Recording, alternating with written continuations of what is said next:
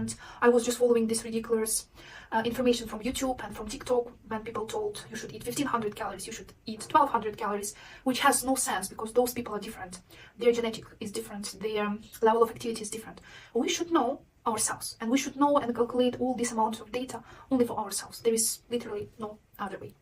So calories, one of the most confusing, tricky, and yet important topic for everybody who is trying to lose weight or trying to gain weight. So how many calories do we need to consume a day? Why? And how to understand that? So before we are able to set a certain amount of calories for us, depending on our goals, we need to clarify one important thing. What is energy expenditure? The energy expenditure has three main important components that we should take into account when we calculate our daily calories. And the first biggest component, it's a basal metabolic rate. So basic metabolic rate is the biggest contributor to our energy expenditure. It contributes around 60 to 70% of total energy expenditure we need, so it's pretty big component. Basic metabolic rate, it means those basic energy we need just for living, just for functioning. It's something we need for breathing, for our blood circulation, for our heart pumping. It's practically when we do nothing, we can stay in bed all day long, do zero, but we're still going to spend some calorie. And that amount of calorie we spend doing nothing is actually our basic metabolic rate. It's not stable, and it's different for people. It's different for different people, and there are reasons for that. First of all, our basic metabolic rate depends on the amount of lean mass we have. I mean our muscles. So the more muscles we have, the more calories we spend when we actually do nothing. So we can just sit, rest, but still spend more calories in case we have muscles than those people who have less lean mass. Which is actually the reason why physical activity, especially resistance training, so important for people who are trying to lose weight. In case you have built a good amount of muscles, a good amount of lean body mass, you already going to spend more calories, more energy just doing nothing. One more important point, which is a little bit controversial, it's fat. As you know, people who are bigger, who have more fat, who are overweight and even obese, they actually also can spend a little bit more energy than people who are slimmer. The reason for that, even though fat mass is not so active as lean mass, so probably you are not going to spend that much amount of energy as you would do if you have a lean mass. But still, and probably you heard the stories or you have experienced it yourself, if you are bigger, if you have more fat, if you are obese or overweight, especially those first kilos, people losing a little bit faster just because they in general have more mass, so it's harder for them to walk. Their body needs more energy to sustain that bigger amount of mass. That's why people actually can afford eating more calories and lose weight, and just like in general spend more energy. But it's true only to some extent. As long as you start losing weight, this factor contributes less and less to that, and eventually we still, sooner or later, sooner preferably, should aim at a higher lean mass, because it's more beneficial in many aspects for your mental and for your physical health as well. Next, smaller but still important factor that influence our energy expenditure is the thermic effect of food. It's only around 10% of our total general energy expenditure, but it actually depends on person. So it depends on genetics, and also it depends on our diet, obviously. It depends what kind of food we are consuming. So thermic effect of food is practically how much energy we spend in order to digest certain food we are consuming. And obviously it's something what's happening temporary while you're actually eating, digesting and somehow absorbing some certain food. So as I already told in one of my previous video, the lowest thermic effect has fat, which is between 0 to 3%. It means while you consuming fat and your body is trying to process it, we only spend between 0 to 3% of that amount of food we ate in order to process. For example, you consume 100 calories from fat, which means that you're actually going to take, you consume between 97 to 100 calories of that food. It means very small, maybe even zero amount of energy is going to be spent on fat in order to absorb it. Next goes carbs. And for carbs, it's between 5 and 10%, which means, for example, if you eat 100 calories from carbs, probably you end up eating 95 calories, actually, not whole 100. And when we talk about protein, that's the winner of this game. For protein, it's around 20 to 30%, which is like very high number. It means if you consume 100 calories of protein, then you end up eating between 70 to 80 calories actually, because the rest of those calories your body is going to need in order to digest and process protein, which actually makes sense, and which that's why actually we have so many recommendations for people who are losing weight, who are also gaining weight, to eat more protein. Because protein has lots of benefits. It's not only give us this higher level of satiety, but actually when we eat more protein, we also spend some energy on just processing this food. So we can afford eating more within the same range of calories we set, or just we are burning more anyway. And the last component in our energy expenditure is activity or movement. And in this case, we have two components, as I mentioned also in my previous video. We have some intentional activity and non-intentional activity. So intentional activity is something that you do intentionally. It's your physical exercises, it's the amount of activity you do for some daily life. Maybe you do something at home like cleaning, or you're walking somewhere, or you just do some kind of exercise. You're running, you do resistance training, whatever. And non-intentional activity, it's something we do without our control. It's some kind of fidgeting or moving when we do something like automatically. So perhaps you also heard a special term for it, which is NEAT, which stands for non-exercise activity thermogenesis. So practically it's something you do without your control, unconsciously. It's when you're fidgeting, when you're moving, when you just have more gestures in general, when you do something with your feet while you're sitting. All those unconscious behavior also may contribute to the energy expenditure, and it really depends on person. Some people fidget more, some people fidget less. It's not something we actually can control. If we take into account all these three components, in average, for average person, the amount of calories we need, taking into account these factors, are around between 2,000 and 3,000 calories. But it can be more for people who are more active, who spend a lot of energy because of physical activity and who have a lot of lean mass.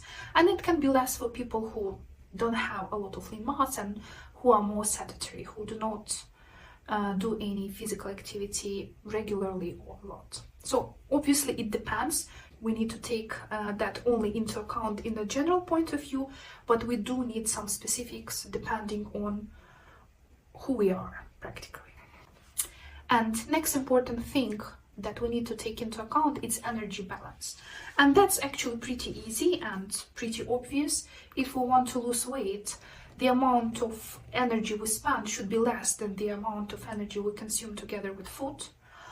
If we want to maintain our current body weight, we should eat approximately on the same level, and it should be equal to the amount of energy we're spending during the day. And in case we want to increase our weight, if we want to gain some weight, then we should be in surplus. We should eat more, we should get more energy from food than we actually burning and spending. And depending on our goal, if we want to lose weight, gain weight, or maintain it, we need to calculate the amount of calories we need to reach that particular goal. So if, first of all, we're going to look at weight loss, That's the most popular probably, and that's definitely most popular and most important for me. So how much of a calorie deficit we are speaking if we want to lose weight? So obviously, if we have a higher calorie deficit, we will lose weight faster. If we have a lower calorie deficit, we will lose weight slower. But it's not that simple, and it's way more complicated just than that. As you probably already know, if we're losing weight too fast, first of all, it's a little bit inconsistent. It's very hard to be in pretty small calorie deficit. It's hard to be consistent. Your cravings can be stronger. There are more cases of binge eating and emotional eating connected with those strategies. So probably some people can go with that, but from the point of view of consistency and your health, it's probably not the best option. And second, which is even more important, that's the lean mass. Studies show that in case we lose weight too fast, we're not just losing fat, which we're actually aiming at losing when we mean to lose some weight, but unfortunately we also lose a lot of lean mass, a lot of our muscles, which is critical for our health. But if we lose weight at slower rate, usually we're still going to lose some lean muscle. We're still going to lose some lean mass, some muscles, but we're gonna lose more fat than muscle. That's very critical for our health. So the general rule is we should lose weight slower. But what actually mean slower? Slower is how much? Slower is how many calories? So again, according to research, we should have no more than 500 calories deficit. What does it mean? So, for example, let's say you calculated your general amount of calories you need to maintain your current weight, and let's say it's 2000 calories. So it means it's okay for this person to eat 1500 calories in order to lose mostly fat, but not muscles. But if we go lower, if we start eating less than 1500 calories, then yes, we're going to lose weight faster, but the quality of that lost weight is going to be different, and we're going to lose a lot of lean mass as well, which is something we don't want to do. And even if we are going to use some calculators to calculate the amount of calories we need to consume, take into account our weight, our height, our age, etc., it's still going to be just something average. It's never going to be exactly for you, because we're all very different. We're all unique snowflakes. A lot of things depends on the kind of food we're eating, on our genetics, on some processes that are happening with our body at the current moment of our life. So it's so complicated that it's practically impossible to know exact amount of calories you need. But we still can have some very good guidelines in this matter. So what we should do, we should not look just at the amount of calories, but we should look at the rate of weight loss. And there is some good level of weight loss that we should aim at in case we want to lose mostly fat, but not our muscles. If we talk about people who have a lot of body fat, and of course we need to know how much body fat we even have. Again, it's quite hard to calculate, unfortunately, but there are some approximate data. We can use some calculators to calculate it. So you just can go online and to find any body fat calculator. Usually they need your height, your body weight, and the measurement of your belly, your hips, and your neck. You can find it online, it's really easy. Once you put your data there, they will tell you approximately the amount of fat your body has. And you look at that number, and based on that number of body fat that you have, you're going to choose your strategy. So first of all, if we're talking about high level of body fat, which is more than 38% for women and more than 30% for male. In this case, it practically doesn't matter. You can lose weight as fast or as slow as you want, because in this case, what's important is your health. This amount of fat, it's already unhealthy. It can trigger some metabolic diseases. So the first case you should do in case you have this amount of weight, this amount of body fat, you should lose weight as soon as possible till you reach a little bit more healthier amount of body fat. Unfortunately, I'm in that category, so my body fat is in this not so healthy area, and yeah, I need to lose weight. I need to lose my body fat as soon as possible. Yeah. So that's the first category. Next category is the amount of body fat, and that's around 20-30% of body fat for males and between 28 to 38% for female. If you are in this body fat category, then in this case you should lose no more than 1% of your body weight per week.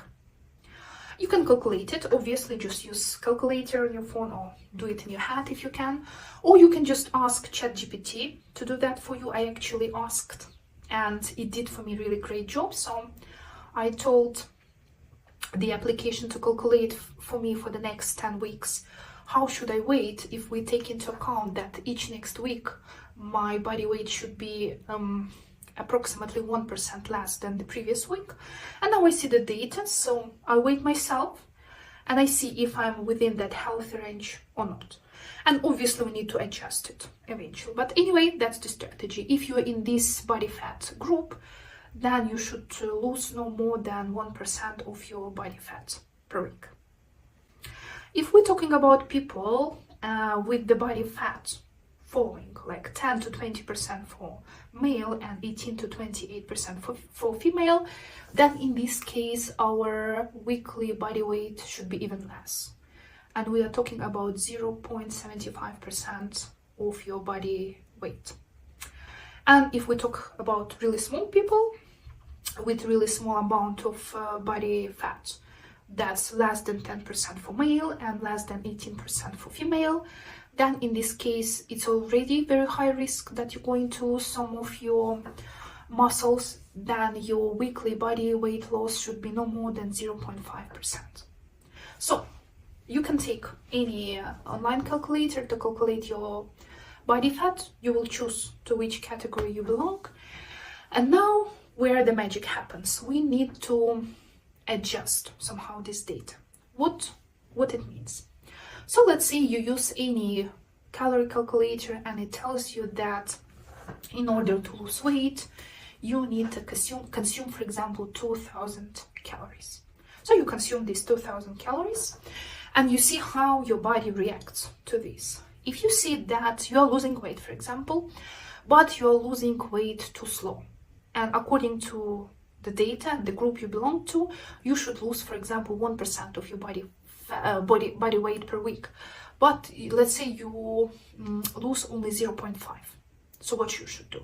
You should increase your calories a little bit, and you should decrease your calories a little bit. And let's say you're going to eat 1,800 calories. Again, you eat it for a couple of weeks. Just 1 week is not enough, and you see the tendency. And in case you see that you're losing weight, but you're losing it, let's say 2% of your body weight, not 1%, which is too fast, and we don't know. And we don't want to do it too fast. We know that it's not good for us. So what we do, we then increase a little bit the calories. So we start eating, let's say 1,900 calories. And we just need to play with that. And it's important to keep in mind that all those changes in the body happens not that fast. So just 1 week is usually not enough. And we should have at least a couple of weeks, better even 1 month, to see the real tendency, especially if you're a woman, because we women have a lot of body weight fluctuation because of our natural cycles. So obviously 1 week is not enough. We should have at least 1 month and to see if we are losing weight, if we are maintaining weight, or if we're gaining. And already based on that, we can see, should we increase our calories or should decrease our calories. So practically you're just going to play with that. And you should track it regularly, because obviously if, for example, you lost 5 kilograms, your weight decreased, which means you have a different body now. And this body needs less calories than the body you had 2 months ago. So you need to recalculate it, readjust it. But actually, if you just follow this rate of weight loss per week, it's very easy to do. If you see that you lose weight at the same amount you want, you just you just stay within those calories. You just keep following and eating that amount of calories. If you lose weight too fast, you should increase your calories. If you lose your weight too slow, you should decrease your calories. And you just calculate it every month, for example, and you see where you are, where you want to be, and you just play with these calories. There is practically no better way. No calculator, not even personal trainer is going to calculate for you that better, because we're really so individual. There are so many factors that we are not taking into account, and it's just not possible just immediately know how many calories you need. Yes, we can set a starting point, but we still need to play with that starting point and adjust it according to how our body change, according to how the level of our physical activity change, and so on. Because obviously, if you just calculate your calories but you don't do any sport, that's one story. If you start also doing some sport, which means you start spending more calories, you can also eat a little bit more. But if on certain months, for example, you cannot do sport, then in this case you need to decrease your calories, because your energy expenditure is not going to be that high as the previous months when you did do some sport. So it's practically the only right way to do it. You just need to play with those numbers. As a summary, we cannot exactly know the amount of calories we need in order to gain weight or lose weight. We can start with certain point, and practically any online calculator can help you with that. You just need to know your basic data, like your weight, your height, body measurements, and you also need to know your level of physical activity. So you need to know if you're going to do some kind of sport, not how much, etc. Anyway, that's going to be a very general starting point. And after, you just need to calculate. You just need to track.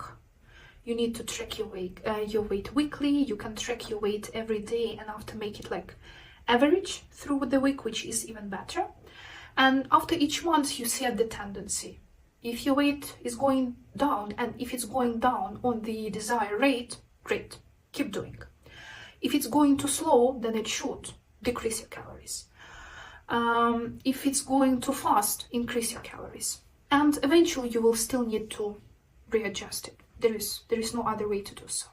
I hope this video was helpful. This information definitely was so helpful for me when I only started dealing with that, and I was just following this ridiculous information from YouTube and from TikTok when people told you should eat 1500 calories, you should eat 1200 calories, which has no sense, because those people are different. Their genetic is different, their level of activity is different. We should know ourselves, and we should know and calculate all this amount of data only for ourselves. There is literally no other way. So if you like this video, please like and subscribe to my channel, and please share your weight loss journey and how you're dealing with calories, how you track your calories, and how you track your progress. Thank you, and see you soon.